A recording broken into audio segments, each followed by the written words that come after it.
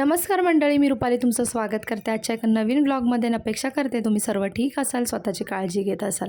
खरं तर हा व्लॉग ना गणपती बाप्पा येण्याच्या आधीचा आहे आणि ज्या दिवशी मी ना हे व्हिडिओ शूट केला त्या दिवशी वातावरण खूपच छान होतं. म्हणजे खूप जास्त जोरात ना 2-3 दिवस पाऊस होता. त्यानंतर मस्त असं वातावरण ना जे होतं ते खूप सुंदर होतं. त्यामुळे मी त्यावेळेला हा व्हिडिओ शूट केला होता आणि खरं तर हा व्हिडिओ ना खूप आधी आला होता, आगमनाच्या आधी. पण याला लेट झालं कारण जसं की 2-3 दिवस घरामध्ये खूप सारं काम होतं आगमनाच्या आधी आणि त्यानंतरसुद्धा आता 2-3 दिवस खूप जास्त बिझी गेले. त्यामुळे ह्याला एडिट करायला म्हणजे व्हॉईस ओव्हर करायला अजिबात वेळ मिळाला नाही मला आणि त्यामुळेच हा व्हिडिओ ना इतक्या लेट येतो आहे. आणि मी काय केलं ना 2-3 जे व्हिडिओ मी बनवणार होती 2-3 दिवसाचे, तर त्याचं सगळं मिळून ना एकच व्हिडिओ तुमच्यासोबत शेअर करते. म्हणजे गणपती बाप्पाच्या आगमनाच्या आधी काय काय मी प्रिपरेशन करतो सगळ्या गोष्टी या एकाच व्हिडिओमध्ये तुमच्यासोबत शेअर करते. तर त्या दिवशी ना मी मस्त अशी मेथीची भाजी भिजत ठेवली आणि लोलो स्कूलमधून आला होता. तर मला त्या दिवशी काही जेवण म्हणजे नॉर्मल जे घरात आपण बेसिक जेवण असतं ते खायची काही इच्छा नव्हती. मुलांसाठी मी फ्राईड राईस बनवलेला. पण मग मी म्हटलं चला आपण काहीतरी वेगळं खाऊया म्हणून मी इथे ना मस्त ब्राऊन ब्रेड घेतले. त्याच्यावर चिली फ्लेक्स वगैरे, थोडंसं मेयोनीज, त्याच्यानंतर सॉस आणि चीज वगैरे ना ग्रेट करून सगळं टाकलं आणि मस्त असे ना टोस्ट बनवून घेतले मी. याला ना आम्ही मेयोनीज टोस्टसुद्धा बोलतो. आणि त्यासोबत थोडासा राईस आणि मी आणि लोलोने दोघांनी एन्जॉय केला. लोलोला हा राईस खूप आवडतो पण मला इतका आवडत नाही. त्यामुळे मी ना हे वेगळं कॉम्बिनेशन त्याच्यासोबत केलं आणि मस्त असं आम्ही एन्जॉय केलं. त्यानंतर ना मग त्या दिवशी ना मी बाहेर गेले त्यामुळे मला व्लॉग काही कंटिन्यू करता आला नाही. त्यानंतर मग हा दुसऱ्या दिवशीचा व्लॉग, ज्या दिवशीने गणपती बाप्पाच्या आगमनाची तयारी जी आहे, प्रिपरेशन जी आहे ती मी करायला स्टार्ट केली होती.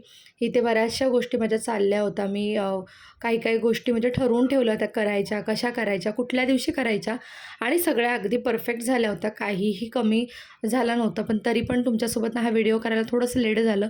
असो, तर त्या दिवशी ना मी सगळं थोडंफार जेवणाचं आवरलं आणि त्यानंतर मग इथे ना घरामध्ये जे काही मी डेकोरेटिव्ह गोष्टी लावल्या होत्या म्हणजे जसं की माळा वगैरे देवाच्या इथल्या, दाराचं तोरण, दाराच्या इथे लावलेल्या माळा, या सगळ्या गोष्टी मी काढून घेतल्या आणि मस्त ना वॉश करून घेणार आहे मी शॅम्पूमध्ये टाकून. त्याचबरोबर ना पडदेसुद्धा मला क्लीन करायचे होते, तर पडदेसुद्धा मी काढून घेतले. आणि गणपती बाप्पा यायच्या आधी 3 दिवस आधीचा हा व्लॉग आहे. तर इथे सगळ्या माळा मी एकत्र केल्या आणि मस्त पाण्यामध्ये सोक केल्या आणि त्या सोक केल्या ना शॅम्पूमध्ये तर खूप छान निघतात. कोणताही हार्ड साबण किंवा लिक्विड वगैरे वापरायचं नाही. त्यानंतर मग इथे मी ना संध्याकाळी म्हणजे 3:00च्या वेळेला म्हटलं चला आपण सगळे बेडशीट वगैरे आहेत ते सुद्धा क्लीन करण्यासाठी काढूया. त्यासाठी आधी दुसरे बेडशीट घेतले आणि ते इथे मी घालून घेतले आणि आधीचे काढून भिजत ठेवणार आहे, धुणार आणि मग नंतर गणपती बाप्पा यायच्या 1 दिवस आधी ते चेंज करून घेणार. आणि मी ना जेव्हा कधी पण बेड कवर किंवा उशा चेंज करते, उशांची कवरं चेंज करते, त्यावेळेला एक स्ट्रगल असतो माझा, तोच हा म्हणजे गादींसोबत. ह्या गाद्या इतक्या म्हणजे त्याला आपण काय म्हणतो की जे डॉक्टर आपल्याला रिकमेंड करतात ना त्या प्रकारच्या ह्या गाद्या आहेत. मला आता एक्झॅक्टली त्याचं नाव आठवत नाही आहे. तर त्यामुळे ना ह्यात एका साईडला कडक आणि एका साईडला नरम, त्यामुळे खूप स्ट्रगल करावा लागतो कवर घालताना. आणि बघा असा काही लूक होता. आणि आजपासून आम्ही ना गणपती बाप्पाचं डेकोरेशन म्हणजे टेबल वगैरे लावणं हे स्टार्ट करणार होतो. तर जेवण वगैरे झालं होतं आमचं आणि रात्री माझे मिस्टर आणि दीर वगैरे मुलंसुद्धा सगळे मिळून ना इथे टेबल लावत होते. आणि हा टेबल आहे ना फोल्डिंगवाला आहे. जेव्हा पाहिजे तेव्हा लावू शकतो, जेव्हा नको पाहिजे तेव्हा आपण ते काढून रॉड फोल्ड करून म्हणजे ठेवू शकतो. आणि इथे त्यांचं काम चाललेलं आणि आम्ही इथे मस्त ना आराम चाललेला आमचा बाकीच्यांचा, कारण आम्हाला आज काही इतकं काम नव्हतं. दिवसभर पण मी खूप सारं काम केलं होतं. त्यामुळे म्हटलं चला थोडंसं रेस्टच करूया. बसून त्यांचं सगळं काम बघत होती. त्यांना वरती आपण आहे ना स्टॅपलर पण मारू शकतो.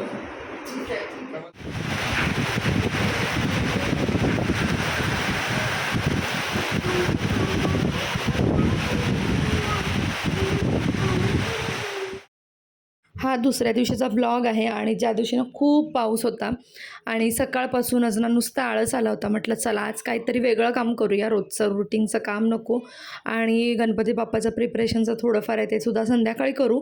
आता आपण फक्त काय करूया की असं काम करूया जे आपल्याला आवडेलसुद्धा आणि त्यात कामात काम आपलं होऊनसुद्धा जाईल. तर मला बरेच दिवसापासून ना माझं हे सगळं ज्वेलरीचं ऑर्गनाईज करून ठेवायचं होतं आणि मी ना मिशोवरनं हे ऑर्गनायझर म्हणजे आपले नेकलेसेस वगैरे असतात ना, तर तर त्यासाठी सेपरेट पाउचेस ऑर्डर केले होते.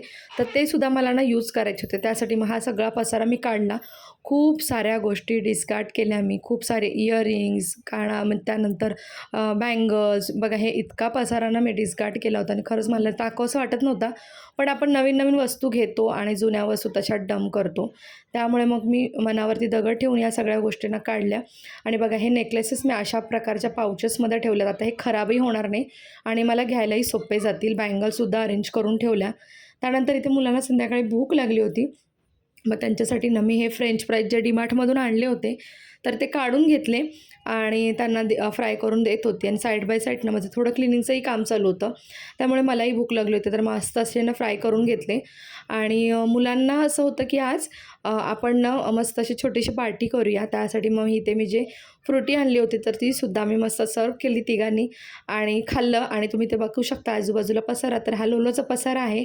तर मस्त आम्ही तिघांनी छोटीशी पार्टी केली. ह्यांना कॉलही केला होता. तर ह्यांचं म्हणणं होतं की मी नसताना तुम्ही मस्त एन्जॉय करताय वगैरे.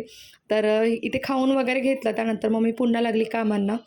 तर इथे डीमार्टमधून आणलेलं तूप वगैरे होतं ते भरून घेतलं, कारण गणपती बाप्पासाठी ना तुपाचेच पदार्थ बरेचसे बनवले जातात. त्याचसोबत ना शुद्ध तुपाचा दिवासुद्धा लावला जातो. आता घरी इतकं तूप मी बनवत नाही, थोडंसंच प्रमाणात बनवते, जे तुमच्यासोबत मी बऱ्याचदा शेअरही केलं आहे. पण आता इथे मला लागणार होतं जास्त, त्यामुळे मी 1 लिटरचं ना गोवर्धनचं तूप आणलं होतं. आणि मी खूप वर्ष झाले ना गोवर्धनचं तूप वापरते. मला त्याची टेस्ट आणि म्हणजे टेक्स्चर सगळंच छान आवडतं आणि खूप सुंदर लागते या तुपापासून बनवलेले पदार्थ. त्यानंतर इथे ना साय मी जमा करून ठेवले होते आणि म्हटलं आता गणपती बाप्पा येणार आहेत, तर दूध वगैरे भरपूर लागेल, तर अजून साय जमा होईल. त्यासाठी आधीची साय म्हटलं आपण काय करूया की त्याचं तूप नाही तर मग बटर बनवून घेऊया. तर मग मी फायनली ठरवलं की बटर बनवून घेऊया, तूप नको. आणि त्यासाठी मग ही इथे प्रोसेसही मी केली. आणि इथे तुम्ही बघू शकता की जे ऑइल डिस्पेन्सर बॉटल होत्या त्यासुद्धा क्लीन करायला काढल्या. म्हटलं त्यासुद्धा क्लीन करून घेऊया. म्हणजे ह्या ज्या गोष्टी आहेत ना लास्ट मोमेंटपर्यंत आपण ठेवल्या तर खूप जास्त गडबड होते. ह्याचं प्रिपरेशन आधीच करून ठेवलं, सगळ्या गोष्टी अरेंज करून ठेवल्या तर आपल्यालाही सोपं जातं. तर मसाल्याची डब्बा जो आहे तर तोसुद्धा रिकामा झाला होता, तो फिल करून घेतला. आणि इथे बघा जे मगाशी मी ना साईड काढून घेतलेली, तर मिक्सरला फिरून घेतली. आणि आता तिचं मस्त असं ना बटरसुद्धा मी बनवून घेईन, तुम्हाला पुढे दाखवेनच ब्लॉगमध्ये. त्यानंतर ना देवासाठी म्हणजे नैवेद्यासाठी लागणाऱ्या गोष्टी जसं की गूळ, वेलची, सुंठ, बऱ्याचशा गोष्टी असतात, तर त्या सगळ्या एकत्रित एका डब्यात करून घेतल्या. बेसन बनवायचं होतं, त्यासाठी तर डाळ काढून घेतली.